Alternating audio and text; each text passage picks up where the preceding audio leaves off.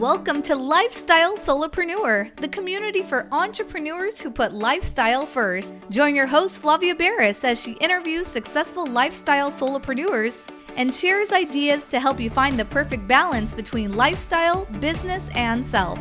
Flavia is an attorney, marketing expert, and founder of several online academies. She's been featured in major media, including BBC World News, The Wall Street Journal, The New York Post, ESPN Television, and more. Join us for this episode of Lifestyle Solopreneur.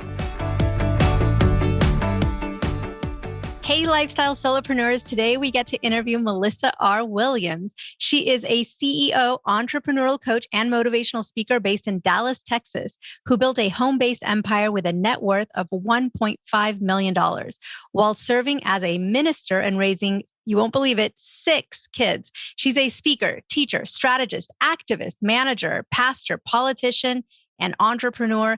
New York Weekly has called her the Superwoman of Business. Her favorite titles, though, are wife and mother. Welcome to the show, Melissa. Can't wait to chat with you. Awesome. Thank you so much for having me. It is great to have you because your story is amazing. I mean, you have had some twists and turns. Your story could fill an entire book. And obviously, we don't have time to read every page of this amazing journey, but we would want to hear some of the highlights. So tell us a little bit about how you got from there to here. Sure. Well, thank you so much. I'm flattered. I guess in a nutshell, if I had to explain or describe my journey and how I made it to where I am today, it'll just be one word that comes to mind is relentless. Just being passionate about my vision, my goals, passionate about the things that I love and just not taking no for an answer. You know, when life knocks me down, I lick my wounds and get back up. And I have a saying, it's very common saying, actually, when life gives you lemons, turn it into lemonade. So every time something happens, I just say, oh, time to make the lemonade, It's just, I refuse to let life or anything else stop me from the things that I want to pursue for my life and my journey. So, just everything that I've ever wanted, I've just fought for over the years. I've been an entrepreneur for 30 years, starting out at around 8 or 9 years old, babysitting my little cousins. And from there, I got into cosmetics and worked for Fashion Fair a little while, Avon, Mary Kay, then went into doing freelance work. That was still in high school. I was around 18 or 19 years old. And then from there, just serial entrepreneurship. And from people looking on the outside would think, oh, this girl is not stable. She jumps from one thing to another. But I was actually juggling multiple things. I've never stopped doing any of the businesses that I have pursued over the years, the last 30 years. It's just being passionate about seeing them through to the end, seeing them evolve and grow and be great. And that's where I am today with them. And isn't it great that entrepreneurship can sometimes start so young? Like you see a kid or, you're like, whenever I pass, speaking of lemonade, right? If I pass a lemonade stand and I see some industrious little kids there behind the lemonade stand selling their wares, I salute them. I stop. I buy lemonade, even if I'm trying to cut out sugar and I don't want to drink it, I'll buy it and just take it with me to support them because it is such a thing that people can be born with. And I love encouraging it in others. And I love your story, how young you started. You're like, hey, I can babysit some kids. I can make some money. Hey, I can sell some makeup. I can be an entrepreneur. I can be out there building a business. And I just think that's great. What do you do today? So we can compare. That's where you started. And then tell us like a week in the life of Melissa today. From the outside looking in, like I mentioned, it doesn't look pretty. My life would seem very chaotic to most people because in addition to, I still run about 7 businesses, just as I did as a kid. I have 2 trucking companies. I have an event planning firm. I have a real estate company. And so those are the 4 biggies that really I devote most of my time to. And then again, having 6 children, and all of my children have my same energy and spirit. So when I'm not working the businesses and traveling to keep those up and running, I'm going to a football game, going to a basketball game, going to a soccer game. My oldest daughter, she lives out in LA. She acts and models. So I'm playing stylist to her and helping her manage her and book events. And so it's like a week in my life is very busy. Like I said, it can seem very chaotic, but very rewarding. And I enjoy it. tremendously, but it's definitely something that I wouldn't, turn anyone away from my lifestyle or pursuing it, but it's definitely not for the weak at heart. I'll say that you have to be cool being uncomfortable and being flexible and not being very secure. Because like I said, my weeks include a lot of travel and just a lot of motion. Well, being an entrepreneur gives us, I think, a lot of variety in what we do. And one of the beautiful things, one of the beauties of being an entrepreneur is that every day might hold something completely different from the last, and we can also change what we do from time to time. Where do you think your business and your own journey as an entrepreneur is going from here? What do you envision in the next 1 or 2 years that's something you're excited about and building towards that will take you in a trajectory that you've been planning? Definitely. Well, what I want to do is come so much from the hands-on. I do a lot of coaching now. And I kind of my goal in the next year or two is to just have 4 or 5 large coaching clients. And then the day-to-day of the other businesses is just completely delegated. I don't want anything. And it's funny, I even joke now with it when I get an email or something. I'm like, oh no, I don't want it. I'm not going to deal, I don't want to deal with the day-to-day anymore. Talk to the manager, talk to this person, talk to that person, because I am wanting to kind of scale back now and just kind of be more, what's the word I want? More, I guess, focused and masterful. Like they say, you can be a jack of all trades and a master of none. And so I just want to really pursue just honing in on the coaching business and making that flourish and just be dedicated to that for a little while. That's exciting. And then in your journey that you've had so far, was there something that proved to be a huge challenge for you that you were able to overcome or that really kind of tested you as an entrepreneur? And how did you get through that? Honestly, entrepreneurship has been really good to me. Like I said, I've enjoyed the journey. It's definitely, like I said, it's been tough, but just the tough part has just been mental stuff, family stuff. It hasn't been entrepreneurship itself. The biggest obstacle, honestly, was family. Unfortunately, with my immediate family, I'll say I definitely had support, but with extended family, my in-laws, they kind of feel like they're very traditional minded, I'll say. And so it was really tough over the years being a mom of 6 and a wife in a traditional setting. And I'm traveling and working and building businesses. And they're like, why don't you stay home? And, your husband makes enough that you can stay at home and you don't have to be doing all of this. Your kids are suffering, just the judgment and the thinking and the projections from other people. That's been like the toughest part of the journey, is just having to be courageous and say, I'm an adult. You don't speak for my life. Sorry you feel that way. I apologize that you don't understand what I'm doing here, but I'm not taking no for an answer. And your opinion is not going to dictate the direction that I move in. And so, like I said, honestly, that's really been the toughest part, just being bold and courageous and relentless when it comes to my goals and my vision. You took a stand. I mean, you said, look, don't judge me or dictate how I should be a mother or a wife or, a family.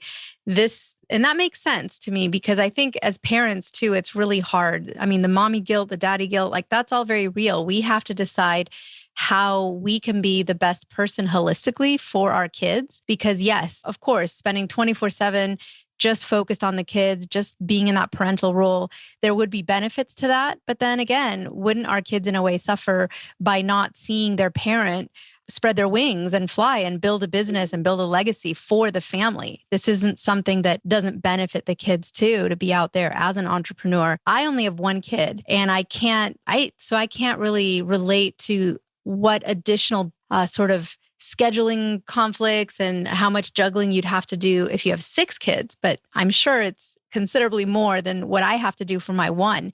And that already feels overwhelming at times.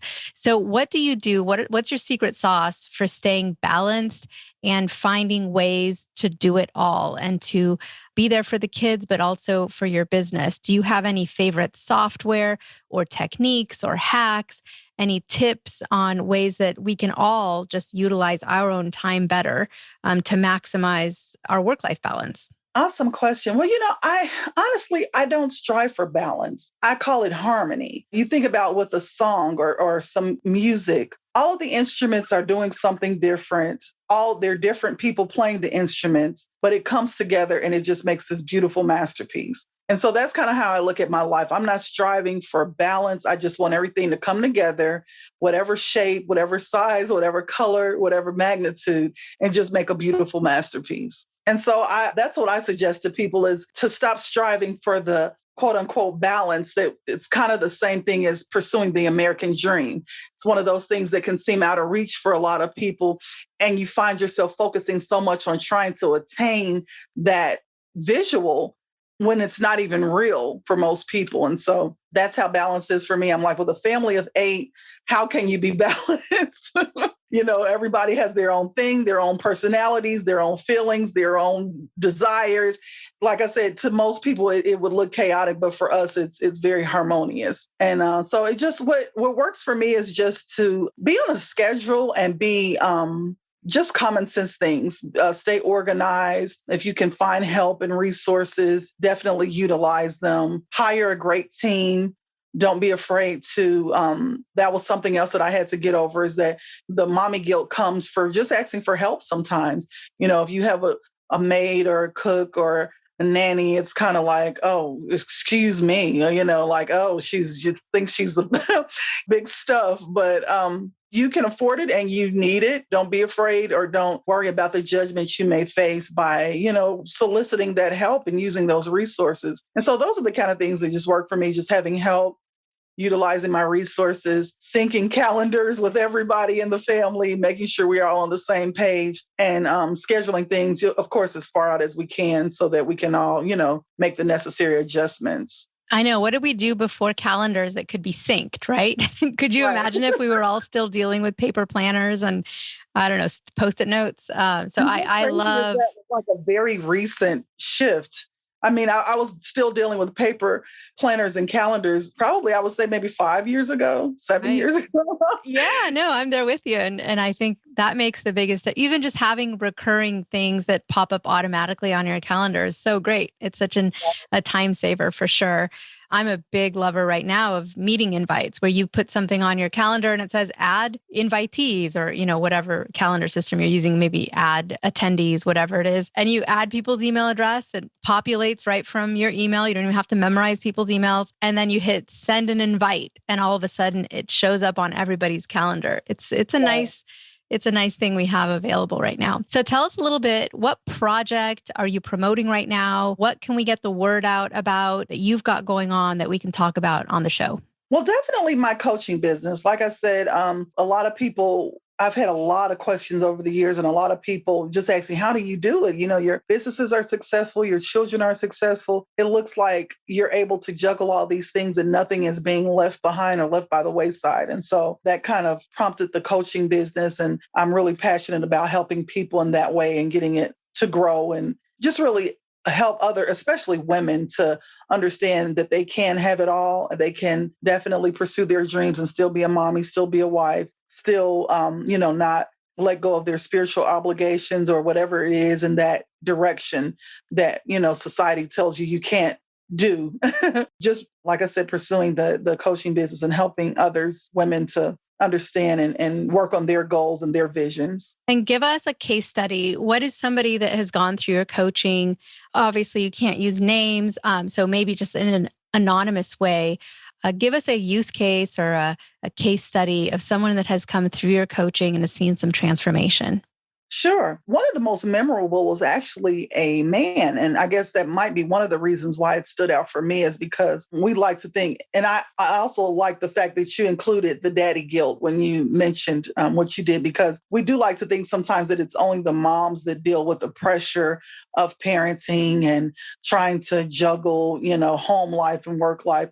But it's definitely something that spans across gender roles. So I did have a fella that was facing that friction in his relationship where his girlfriend wanted him to focus more on her and not as much on his businesses and those endeavors outside of the house. And so we were just able to come up with a plan for him that allowed him to still devote the time that he wanted to devote to his business processes and still be able to devote the time that he can at home. Because that's one thing too, is that, I hear people a lot say, oh, we all have the same 24 hours. And so I think the problem that a lot of people face is knowing what to do with those 24 hours and how. And so that's probably the biggest thing in my coaching program, is to help you to see how you can maximize your time, maximize your day, what things that you're doing that you feel like you have to, but are really a complete waste of time and things like that. And so what's one common thing that you see people sort of doing wrong? What is something that is maybe 8 times out of 10, the first piece of advice that you give one of your clients would be this thing because it's so common out there? Or, tell me if you see no pattern at all, but sometimes a coach will keep seeing the same thing pop up over and over and over again, and it may even be an easy fix. Probably if I had to pick, it is the household duties. That is probably the most common thing that I see people stressing over. And it's like, it's I have to do laundry and I have to do dishes and I have to do this and I have to do that. And it's like, we don't believe that we can delegate that out, or that, in a lot of cases that we can afford to delegate it out. But those duties take up so much of a day and so much time: the meal prep, the cooking, the cleaning, the ironing, the washing, it's like literally there's nothing left. And so to just help people to understand that you're not less of a person if you're getting help. That's the biggie, is that, a lot of people are buried because they're trying to do it all.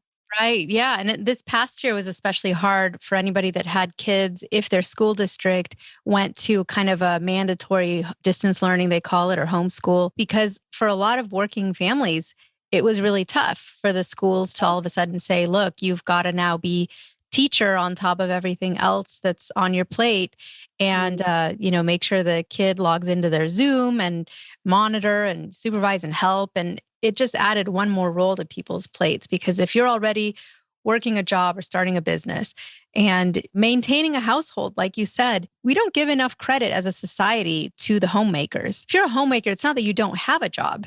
It's that you have that job. And it really, think about it. We hire people to run kitchens. We hire people to clean because it's a job. It really is. And so for someone to take that on in their own household, it's a lot more work than they might be getting credit for. And it's also something we need to realize. Like you said, it's a ton of work and it's a lot of time.